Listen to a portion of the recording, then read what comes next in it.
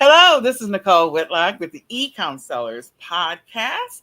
And I have with me my awesome, my amazing co host on this journey, Kelly, the Ecom Mom Ward. All right, Kelly, I'm so glad to see you. So Kelly and I come to you every Monday at 8:30 p.m. Central Standard Time to talk with you about e-commerce news, tips, and more. We hope that you'll come back and join us every Monday at the same time. And please share this out, share it with a friend. If you're interested in staying on top of what's happening in the e-commerce space, we talk about all things and everything e-commerce related. So well, at least we try to. So with that being said, Kelly, how is your day going? Oh, it's just been crazy. Just doing the normal stuff. It's beginning of March, so if you haven't already, I just used mine last week. I used my eBay supplies coupon, and Okay. they came fast. I mean, they were there, shipped. They arrived within the next couple of days. I need some more of the medium size padded bubble mailers. Mm-hmm. I have plain ones. But I try to use those only for my other sites I sell on. And I Mm-hmm. like to use the eBay. Try to use. I don't want to use the eBay ones on my Mercari sales or you know. Yeah. So I have Okay. those came in and just it's gearing up to the end of getting close to spring break. That's coming up. I got some birthdays coming up this month in my house, so have to decide on what kind of cakes they want. And Well, we are in the middle of spring break right now. Um, so my kids are home and I'm trying to figure out what we're going to do and how we're going to do what we're going to do.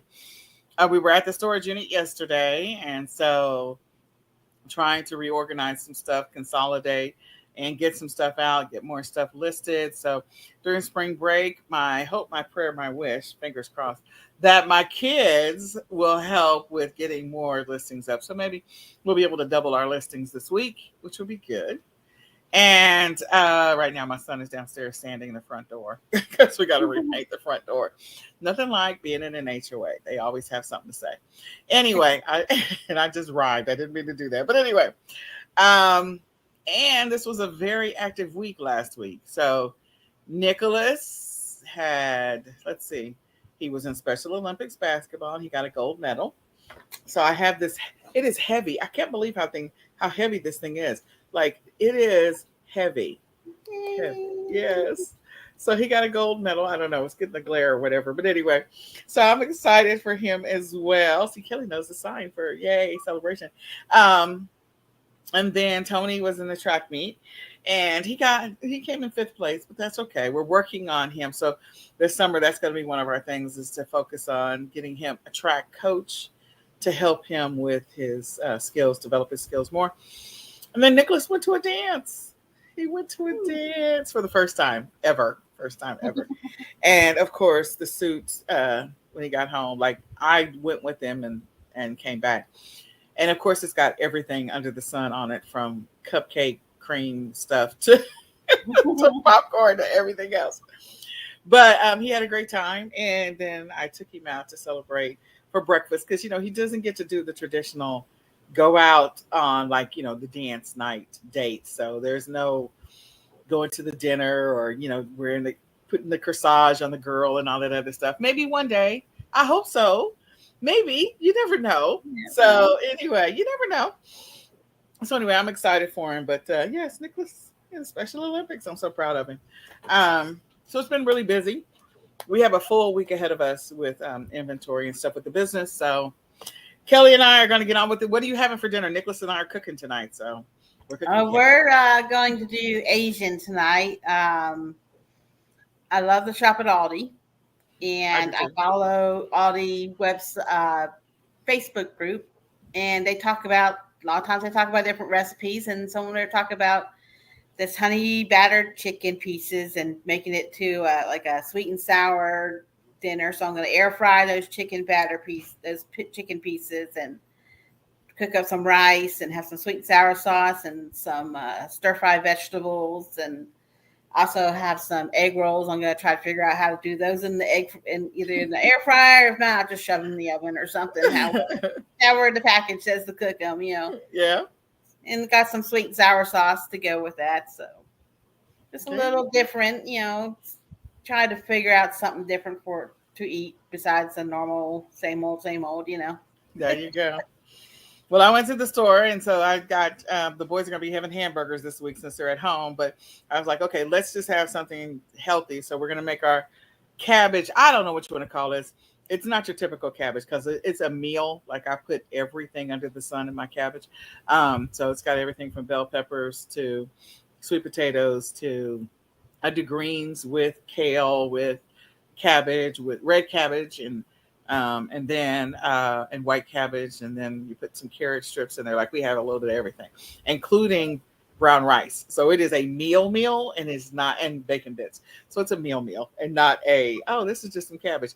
So that way they can have that for dinner as well. So we'll see how they do this spring break, and then at the end of spring break, I get to work on taxes, and more taxes. I'm not looking forward to that. Trust me. Yeah, so that's my big thing is to get through the week with doubling my listings and for the week and working on taxes, getting ready for taxes. So we'll see which one wins. One of them is going to win and one of them may not win. So we'll see. We'll see. In any case, so Kelly, let's get on with the news. Let's share what you know about the news. And I'm going to try to log in because I did not log in before we got started. So let me go find the news info on my side. Okay, I will start with eBay. eBay's having their virtual seller conference, which usually like their eBay Open. Before COVID happened, they're having eBay Open like in Las Vegas, and everyone to Las Vegas, and it sounded like lots of fun. But I never got a chance to get there. But their virtual seller conference will be in September. It'll be a 3-day event. It'll be online only. When it gets closer, they'll send like a sign up for you to sign up to be able to attend. And a lot of times, if you're an early sign up, they gave away like eBay swag and stuff. So look out for that.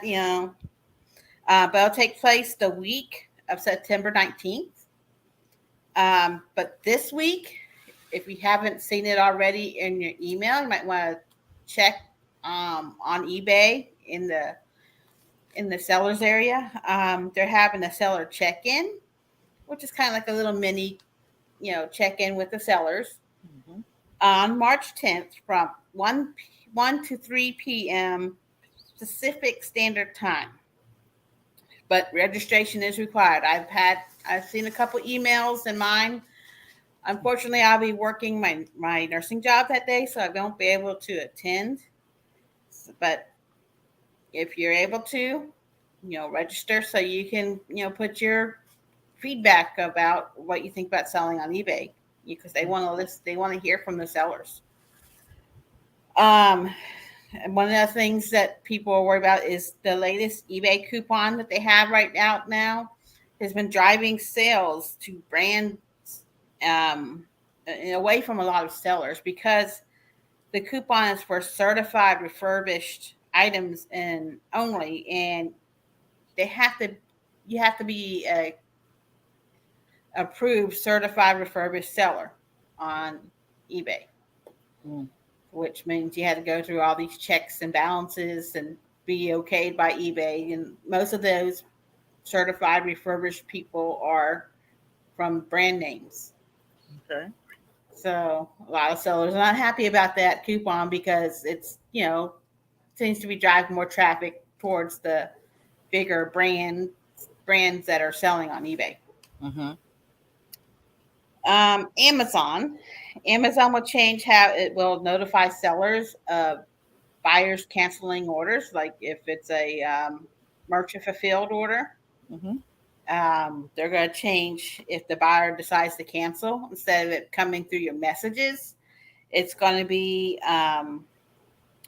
it will appear in a banner on your manage orders page. That's how you'll be notified. So that will start April 27th of this year is when they're going to start doing that. So if you maybe use someone else to send out your shipping, you might have to figure out how that's going to work. Especially, you don't want to be sending out stuff that someone's canceled and then it gets shipped out and they don't ever send it back, or it gets lost. Also, Amazon's will be enticing new sellers with up to 50K in incentives. New professional sellers who this includes new professional sellers who listed their first product on or after January 1st of this year. And it includes like credits for shipping items into Amazon FBA, credits for Amazon Vine. It's not like real monetary. We're going to send you $5,000 to start your business. No, it's credits on the website for like advertising and such for your new products. But it's something to look into for new sellers. Alibaba. Alibaba's having their March Expo right now. It's online. They also have live product demos on their site. You can click to view live streams or replay them on the Alibaba website. So if you're looking, maybe you're looking for a new private label item to do, that could be something to look at. And you can actually see the item and how it works before you decide to, sell it or not. Okay. And that's really all the news that I found. So. Okay. All right. Well, I am, once you mentioned Alibaba, I was thinking about a couple of things. So I do have a couple of things. I'm trying to find those two sites.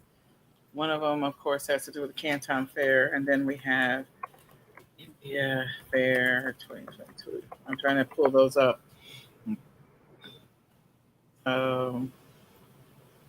Let's see. See if I can get these dates right. Probably not going to find the right one. So I will go ahead and just share. Oh, okay. My screen. Took me a minute. Let me just share my screen. Oh, I forgot. Oh, I'm already sharing my screen in the background. I just have to bring it forward. Okay. Let me do that. So funny. I forget that I can do that. All right. So a couple of things. So the first thing is I thought this was interesting and insightful. So Amazon is closing its physical bookstores. So remember when they opened up all these stores? So they only have 68 of them, and they're actually closing them, which I thought that was pretty interesting, that they're closing those. There was another article. Let me see if I can find it real quick on Teams. There it is. Okay, so I did have it open. So, 60% of teens want to launch their own businesses instead of working a regular job. Now, this is, I thought was awesome. First of all, teaching kids to be their own business owners and running their own business. That is always good news. So this is on CNBC. And I thought it was very insightful because of the fact they said 1,000 teens surveyed between the ages of 13 and 17.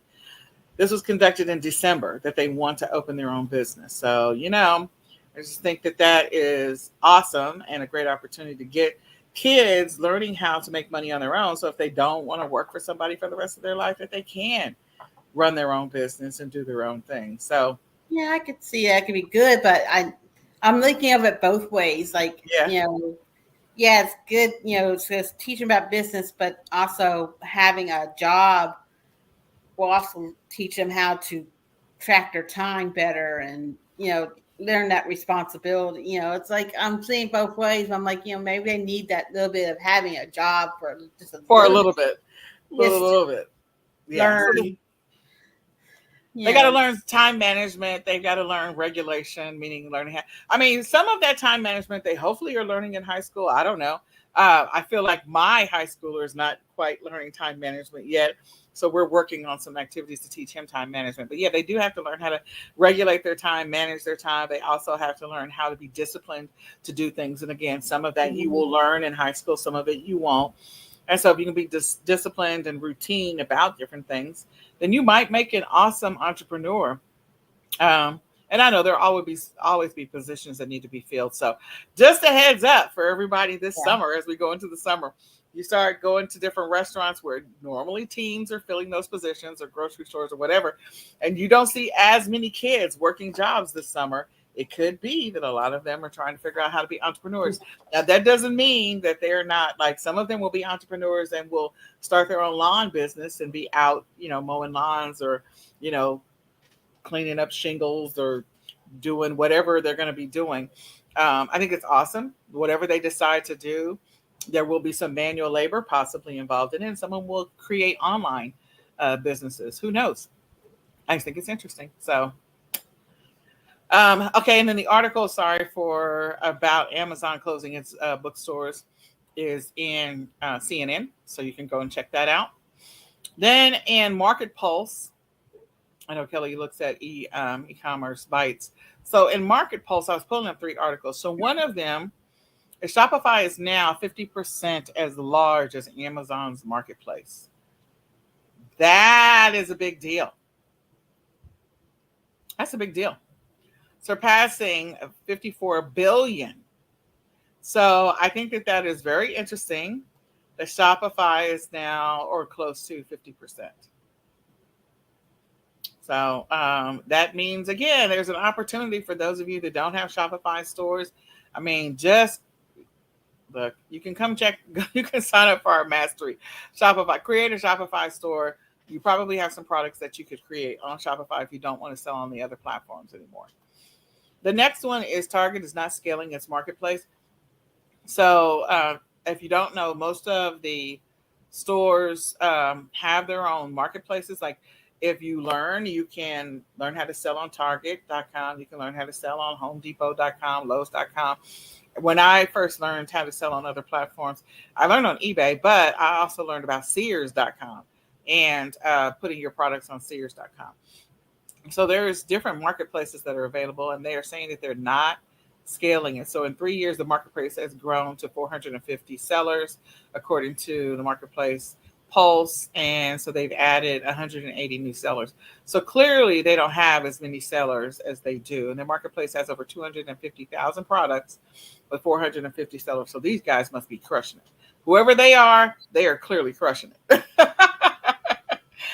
So that's interesting to know and interesting to find, but they're not planning on scaling it. So yeah, it sounds like they're very choosy about who they allow to be on their site. Correct. And I'd agree with that. And then 60,000 Amazon sellers exceed $1 million in sales. So there's a lot of sellers that are on Amazon.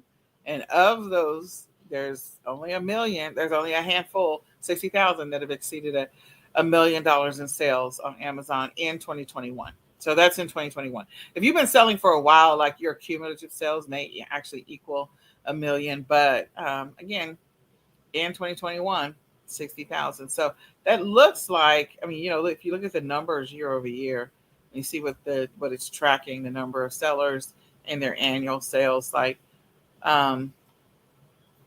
this is very interesting data to see. So at least it looks like 350,000 hit 100,000 in sales, I guess. And 50 hit $100 million in sales on Amazon. That's a lot. That is a lot. All right. So the Canton Fair is coming up, we think. We'll see.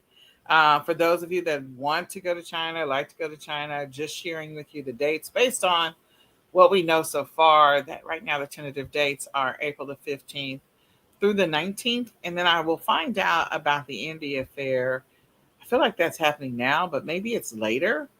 So be aware of that if you decide to go.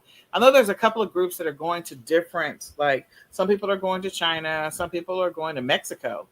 So there's a Mexico trip to go source inventory. Some people are doing I know that there's an India trip later on this year with the India sourcing network, and they're going to be going to India. So if you feel like this is your year that you're ready to go to another country to find your ideal products and to sell them, these are the events that you probably want to go check out. So with that, go ahead, Kelly. What are you going to say? They're going all the way to China and India. And I'm like, I barely go down to the next city to go source inventory. Let me just say this. I feel like right now there is a lot of inventory that's in the US, especially with the liquidations. Like, I feel like this is the year for liquidation. This year and next year are going to be the year for liquidation. So I don't think you need to go anywhere. I'm just going to be honest. Because again, if you look at what the liquidation stats were for online returns and what it became this year, it's ridiculous. The percentage, the jump in the percentage. So that means that they have, 3 times or 4 times the amount of returns that they've had historically. And that means all those stores that have those returns are sending them to liquidators to deal with them, which means liquidators have a boatload of inventory that they can push off to third-party sellers. So I just feel like if you want to go to another country, that's awesome. But if you want to find a variety of inventory, I feel like liquidators may be it. And maybe we'll talk about that next week. I don't know. We'll get into it. I know I talked about it on a previous summit, so we'll see. All right. So with that being said, we're going to give you some e-commerce tips. I hope that news was helpful for you. I hope there's something in there that, for you, and we'll bring you some more news next week. There's always news. There's lots of news. We kind of gloss over some of the top stories or some of the stories we feel like it might be helpful to you. So we're going to talk about 8 tips for creating a good listing on eBay. All right. So Kelly and I are going to tag team. Do you want to start first, Kelly? You want me to go? Which one do you want to do? Sure, I'll start first. All right. So the first one. Before you start, you do your keyword research. So you kind of have to take your item. I usually look at what other sellers have written for keywords. Especially I look at solds to see, find keywords that I might not have thought of to go with that item, to help. Because I like to use the ones that sold, because I know, hey, it sold. That means the customer was able to find it using those words.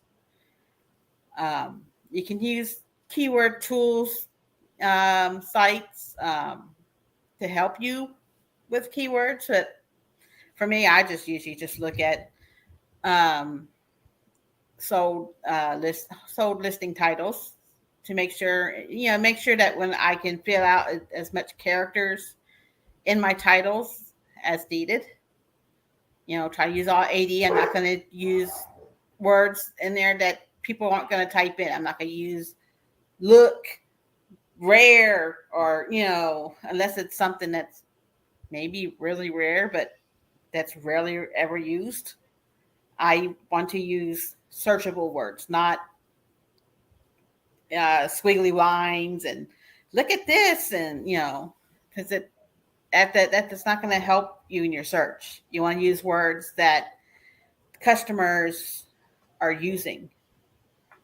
They're not going to be looking for look at this,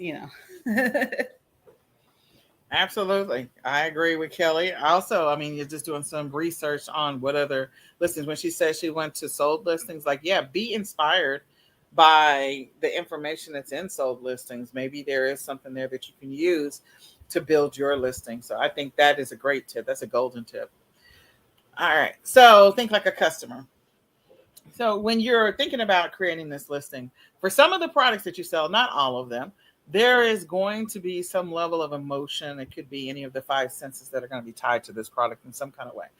It could be something that's going to actually impact that person's life in a positive way. So, if you're selling things like maybe you're selling things to repair a laptop, then that's one thing. And so when that person buys that part from you, there isn't probably a major emotion that's associated with it. They're just maybe happy and joyous to be able to have that laptop working again. So maybe you put that in there and say, okay, we're selling this, blah, blah, blah. And if you're having problems with your keyboard, then this will help you restore your laptop back to new condition or something like that.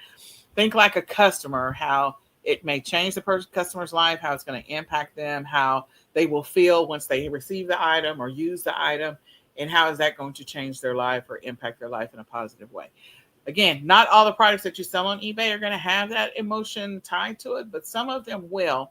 And so take the opportunity to think like a customer. How would that customer feel when they use or receive your product? How will it impact their lives, positive or what? Okay. Optimize your title, like I was saying before. Make sure you use all 80 characters. Don't be putting words on and emojis that, because no one searches with a smiley face or, or arrows or blinking things. I don't know if they have that anymore, but use those 80 characters smartly.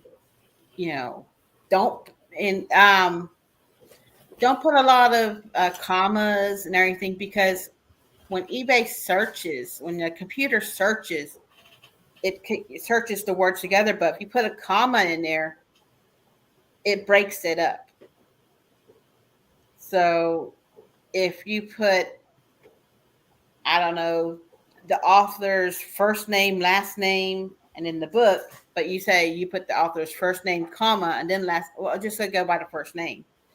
So it might be looking up Bob, and all it looks up is Bob and not the whole book's name and everything else. So make sure you don't need to put the punctuation in there unless it's like part of the band's name, a band's name or something. You want to, but if it's set, say it's a 1970s, you put 70s, and instead of putting apostrophe, you just put 70s, so to make it searchable better for the computer. All right. There you go. I agree with Kelly. There are opportunities, using all of your characters, what she said on the first session, or the first item, but putting as many descriptive or use words, search terms in there, that's going to help you when you create your listing or your title. The next one is creating a customer focused description, detailed description. Now, again, that's going to depend on what it is that you're selling. Sometimes that may or may not be relevant, but for some things that you need, you may need a more detailed description. So there's always an opportunity, even if you're selling like WD-40, to put a good description in there. So we want to encourage you to make sure you're thinking about the customer, how the customer might use this thing, how this thing may, again, what I mentioned before, how it may impact their life in a positive or negative way. Maybe they've been searching for something like this. So again, if it's rare, if it's unusual, if it's different, even if it's a part, even if it's something that's used, there's some level of the description that you need to include. You also need to include, make sure you have sizes, colors, dimensions, things like that are going to be helpful for them to know. If there's anything that's got a scratch on it, you need to include that information, or a tear or a rip or a mark.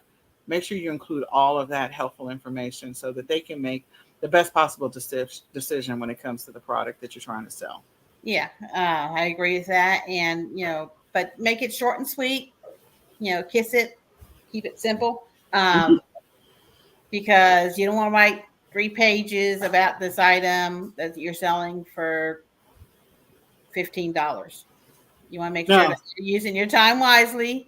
Yes. Make short bullet points. This is what it is. Here's the flaws. This is what the size is.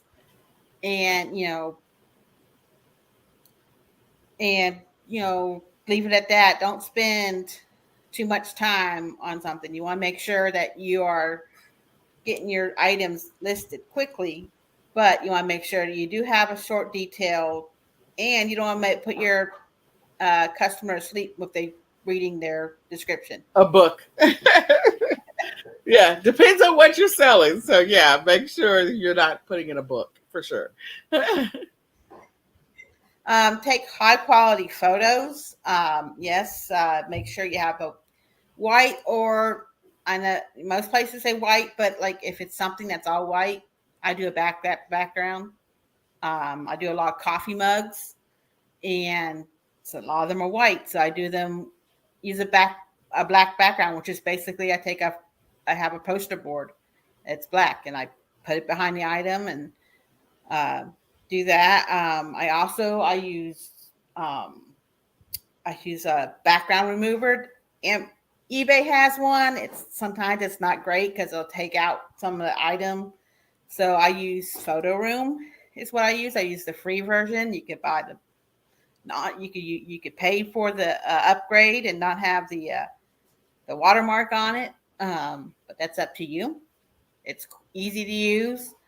I do lots of clothes, and sometimes you have like T-shirts and it has like a really cool back and a plain front. So sometimes you might want to even try to do a collage where you have a couple pictures because your picture, someone else has the same shirt, but you have the picture of the front and back in as your head as your item picture in the front, and that might grab your customer. So you have to make sure good lighting. You have a nice, not a busy background, black, white, or some people like to do the little wood looking, just to look different. So, and make sure that their camera is not blurred and fingers in the way. And yeah.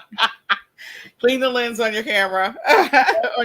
If you're using your phone, make sure the lens is cleaned on that. There's nothing like going, what is this hazy kind of picture? It's like it's very hazy here. Yeah, definitely. And there's those backdrops, depending on what you're selling. Like there's backdrops that you can buy that you can hang and take the pictures of the items in front of that as well. And again, if you're selling things that are either broken, torn, ripped, whatever, make sure that you take pictures to indicate where there is a scratch or whatever, so that it is part of the listing. So that when a person receives it, even though you put it in the words, you also have a picture of it. And fill in as many of your pictures as possible. Having more than 3 pictures is good. If you only got 1 picture, there's some data around the more pictures you have on eBay for a specific item, the higher the chances that item will move a little bit faster. So take the opportunity, take the front, back, and sides and all of that fun stuff, and point out any issues. Like I listed a CD today. I took 5 pictures, front, back, inside, and then the front and back of the actual CD. So, I took 5 pictures for a CD. There you go. So take the pictures. More is better than less. So. All right, so price your product correctly. I've always had the philosophy, my price is my price. But I did do some research. So back on number 1, do some research. Not only are we doing keyword research, but we're also doing some product research to figure out what is this thing selling for. And, I'm not going to list something for $2,000 when it clearly only sells for 10. So make sure you list $10, not 10,000. So make sure you price your product realistically and wisely and right. If you have to do some research, like rare things where you have to go do some deep research and you've got some level of authentication that would justify the price, then that makes sense. But if you're just randomly saying, okay, well, everybody is selling, I don't know, this, I'm trying to think of something. This water bottle. Everyone is selling the same water bottle, and the price range for the water bottle is anywhere from $10 to $20, but you decide you want to list it for $50. There has to be a justification for listing it for $50. I don't know what you're trying to do there, but make sure you have a justification as to why there's a need for your price to be way off in left field when it's just a water bottle. Okay? And don't be the tank it to the bottom. I know people want to sell their stuff quickly, but if everyone's selling it, if it's selling consistently at $15, don't be the one to put it down to 10 or 5. Yeah. Don't tank the price. Yeah. Don't do that. Makes it hard. Know your shipping specifics. I can't say that word. Specifics. Okay, so when I'm listing an item, I make sure I measure that item, or if it's going to be folded up like a piece of clothes, about how big it's going to be, so I can figure out which with what I'm going to ship it in. Is it going to need a box? Can it go in a poly mailer? Does it need a bubble mailer? And what size of bubble mailer do I think I'm going to use? And then I weigh it before I put it in the mailer, because I know about a mailer add 1 or 2 ounces more. A box at about 3 or 4 ounces more, depending, maybe about, if it has to be a really big box, then it could be up to a half pound more. You learn as you go along to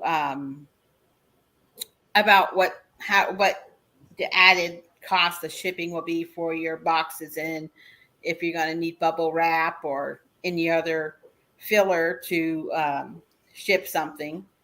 Also, you have to know what company you plan to use. Something that's bigger than a 12 by 12 by 12 and is kind of a little bit heavier, you might be looking at FedEx or UPS, because they have a better shipping rate than the post office at that larger size. And I see people coming into the post office with these huge boxes, and and they're going through the line. I'm like, oh Lord, people, you need to go check FedEx or UPS, just see what the price difference is, because they could save you $10-15 on shipping right there, just using the other company. So, and also if you plan to do free shipping, then you have to build that shipping amount into your price of your item. Mm-hmm. Or if you're going to do calculated shipping, so you have to have that, what your final shipping weight would be.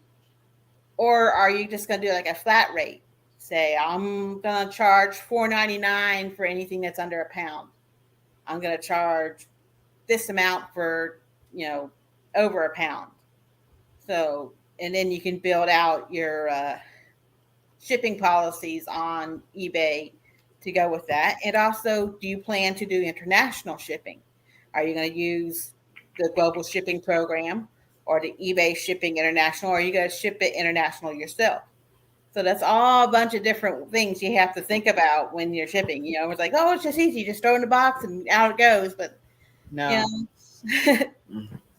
there's a lot more to shipping. I could talk all day on shipping. So Kelly knows a lot about shipping, guys. So when she talks about shipping, she's like E.F. Hutton. When she talks, you should listen. So she does know a lot about shipping. She taught me everything I know about shipping. So I'm just going to keep it 100. I'm not even going to fake it. So, and she has done several of our sessions, even when we were part of No Excuses, which was the previous group that we were part of, to talk about shipping. So yeah, she's passionate about shipping, and she's done a lot of extensive research on shipping. So I would tell you the other person on our team that knows a lot about shipping is Renata. Renata knows a lot about shipping, and so does Tony. I mean, I'm not going to say I'm ignorant to shipping. I know enough. So, I mean, I do know a lot. I don't give myself enough credit, but the point is that she does know what she's talking about when it comes to shipping. So I just want to encourage you guys to, think about some of the stuff that Kelly said. Go back and listen to this again, and use it to your advantage. All right. The next one is populate your item specifics whenever possible. Definitely do that. If there are item specifics, if you want to get more lookers on your particular listing, if you want to get more people buying your specific product or get more eyeballs on your product, then, populate the item specifics if that is applicable to the item that you have to be selling. That's going to be stuff like brands, what is the material made of, color, that kind of stuff. That's going to be helpful in eBay, helping your item to be visible or to be seen. So yeah, make sure you populate that stuff. It's also, I know that over time, like when you create listings with eBay, they'll tell you like you have this item needs item specifics, whatever you happen to be selling. Or item specifics are missing, or you have, 6 item specifics need to be populated, whatever it is. I forget all the lovely messages you get about item specifics. But there's also a report that's on eBay that'll tell you what's happening with your listings. And, one of the things that the reason why you might not be getting a lot of views is because you don't have item specifics populated. So if you want to get more views, if you want eBay to show it more often, having the information in there when it makes sense is helpful to you in your listing. Is there anything else you want to add to that, Kelly? Usually when I'm looking to list an item, I will find that same item that's already been sold and just click sell one like this. And a lot of times all that stuff is already filled out. I just kind of scan through, double check it. So and that makes it a whole lot easier. I don't have to add that on myself. Someone else has already done that work. So I just changed, like it might be the same t-shirt as that one, but that one's a 2XL and mine's just an XL. So I might just have to change out the size, in the size area, but Mm-hmm. everything else looks, kosher. So I just Yeah, save myself some time that way. there you go. All right. So with that being said, I hope that was helpful for you. Hope you use that information to help you create better listings in your business. So the next thing I just want to bring up is a couple of things. One, we do have a workshop that's coming up on your back office with Amazon, eBay, Walmart, Shopify. It's a two-part series, so we're covering part 2 this week. And if you want some more insight into the things that you can find in your back office, definitely sign up for the workshop. You can go to bit.ly/back office work. So back office work, capital B, capital O, capital W, and sign up for the two-part series. So you can go over the stuff that's in your back office. So that's where you go and register.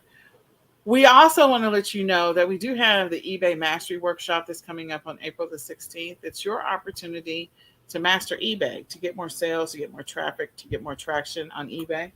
This is one of those courses that our lovely buddy Norman used to teach. He used to talk about eBay all the time, and huge fan of Norman. So I'll be teaching it this time around. But it's another opportunity for you to get better at selling on eBay, to improve what's happening in your business on eBay. Maybe you were selling on eBay and you're ready to come back. And so, I've been selling a lot on eBay. I have a team that's in India that works on my eBay listings. And it's an opportunity for you to increase your eBay sales, to maybe help you steady or get more consistent sales overall. So if you're selling on the other platforms, give eBay a try. Watch out for our workshop, because we would love to be able to help you on your eBay journey. Whatever your goal, your target is to get to, we want to be able to help you with that. If you didn't catch the Econ Sellers Summit, it was an awesome summit. We had originally 22 speakers. We lost one, then we got another one. So we had 23 total speakers.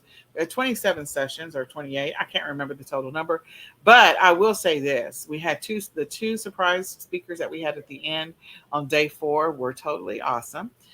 There's still a chance for you to grab the all access pass. The price has gone up, but we really would love to be able to help you on your e-commerce journey. Since it's early in the year, you still have time to make adjustments and shift what you're doing in your business so that you can grow it. So grab the all access pass, the recordings to all the speaker sessions, plus the speaker bonuses. And those speaker bonuses, we have over 27 bonuses that the speakers were giving out, which is totally awesome. And we are grateful for them. You can go to www.ecomsellersummit.com right now to grab those recordings and take advantage of that. We also want to encourage you to grab the My Econ Planner. Like, seriously, if you are trying to get more organized, more structured, be more consistent in your business, and you're struggling, you're disorganized, this may be an opportunity for you to get organized. Some people like planners, some people don't. But I will tell you this, if there's a few things that you can start tracking in your business just to pay attention to what you are not doing, it may help your business long term. So if you're ready to get a little bit more consistency in your business, you want to keep things going, moving forward, then grab the My Econ Planner so that you can make your adjustments starting now. It's March. It's early March. So you got March, April, May, June, July, August before we start getting into the Q4 stuff. You can also get a free planner if you sign up for the Ecom Sellers Academy. We still have an offer for 25% off. So you can get off 25% off of the lifetime membership, and you get a free planner if you sign up for the lifetime membership. So go and grab that. All you have to do is put in 25 OFF ESA and you'll get a free planner once you join. So step 1, either get your own planner, or step 2, join Ecom Sellers Academy as a lifetime member and type in 25% off and you'll get a discounted rate on the lifetime membership. And then last but not least, I do want to mention our e-commerce planning sessions that we do not every single day. Monday through Saturday. We have daily sessions, and then we also have the weekly session is on Saturday morning. It's also available to you on Clubhouse. So you can go to Clubhouse and go grab the weekly session there. You can also grab some of the daily sessions on Clubhouse. In addition to that, we do a monthly session where we do monthly planning. The next month we'll be planning for is April, and we'll do that the last Sunday of the month. So the last Sunday in March is when we will plan for April. And we just want to invite you to come and hang out with us. Start getting more organized in your business. Start building some traction around the things that are going to help you scale your business or move your business forward, or just, get consistent about some stuff. Maybe you're not consistently listing. If nothing else, get that going. So I hope that is helpful for you all. I hope that you'll check those things out. I hope you'll come back and look at those. So let me pull this back and go over here. So is there anything else, Kelly, that we want to add, tell, share that I may not have thought of? Just get ready for spring. Spring is right around the corner. I mean, the weather's been beautiful here in Texas. Yeah. So they're trying to scare us with another potential freeze. What? I'm like, what? No. I don't know if it's going to be a real freeze or a fake freeze. I don't know, but we're just like, we're not having it. Let's just tell you, the Texans are not having it. So we're not interested. Take that somewhere else. Mm-hmm. All right. All right. With that being said, my name is Nicole Whitlock. This is the awesome, the beautiful Miss Kelly, the Ecom Mom Ward. This is the Ecom Sellers Podcast. We do this every Monday at 8:30 p.m. Central Standard Time. We invite you to come back, hang out with us. We would love to be able to help you on your e-commerce journey. We'd love to be able to bless you in your business. So come check it out. Share this out with a friend, and we hope to see you next week. We're going to say goodbye for now. Bye, y'all.